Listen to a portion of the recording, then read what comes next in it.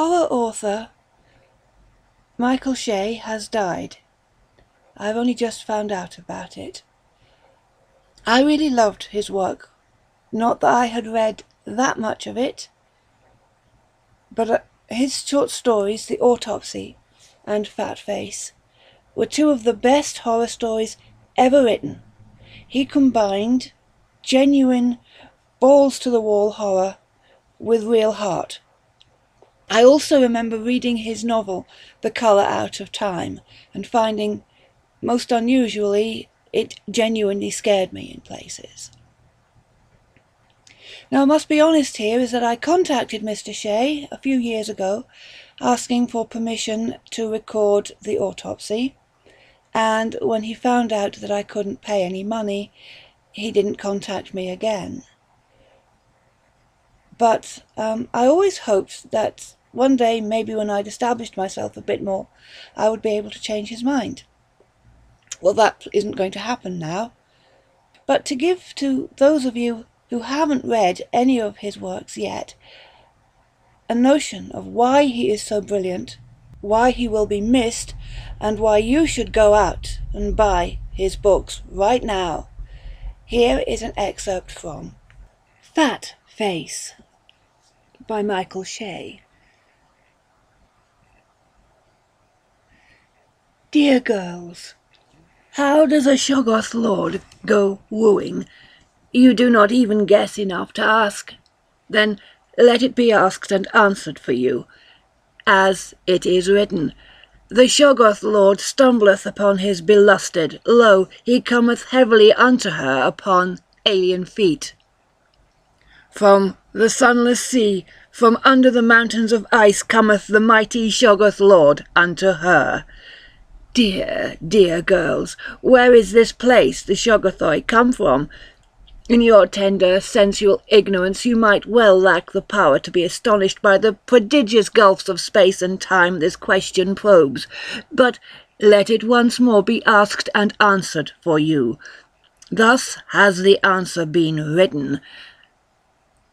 Shun the gulf beneath the peaks, the caverned ocean black as night, where star-spawned gods made their retreat from the slowly freezing world of light. For even star-spawn may grow weak, while what has been its slave gains strength. Even star-spawn's will may break, while slaves feed on their lords at length. Sweet harlots, darling heedless trollops, you cannot imagine the Shoggoth lord's mastery of shapes. His race has bred smaller since modern man last met with it. Oh, but the Shoggoth lords are limber now, supremest polymorphs, though what they are beneath all else is horror itself. But how is it they press their loving suit? What do they murmur to her they hotly crave? You must know that the Shoggoth craves her fat with panic, full of the psychic juices of despair. Therefore he taunts her with their ineluctable union. Therefore he pipes and flutes her to his bold, seductive lyric, while he vows with a burning glare in his myriad eyes that she'll be his. Thus he sings. Your veils shall be the wash of blood that dims and drowns your dying eyes. You'll have for bridesmaids pain and dread, for vows you'll jabber blasphemies. My scalding flesh will be your gown, and agony your bridal song. You shall both be my bread, and senses reeling watch me fed. O maids, prepare her swiftly. Speedily her loins unlace, her tender paps anoint, and bear unto my seething face. Thus, dear girls, he ballads and rondelets his belusted, thus he waltzes her spirit through dark, empty halls of expectation, of always hearkening horror, until the dance has reached that last closed room of consummation. Well, you can imagine what kind of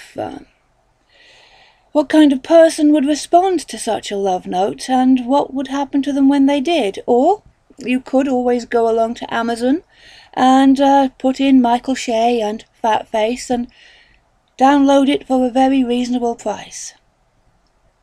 I suggest that you do. Then maybe you'll understand why I am feeling sad right now.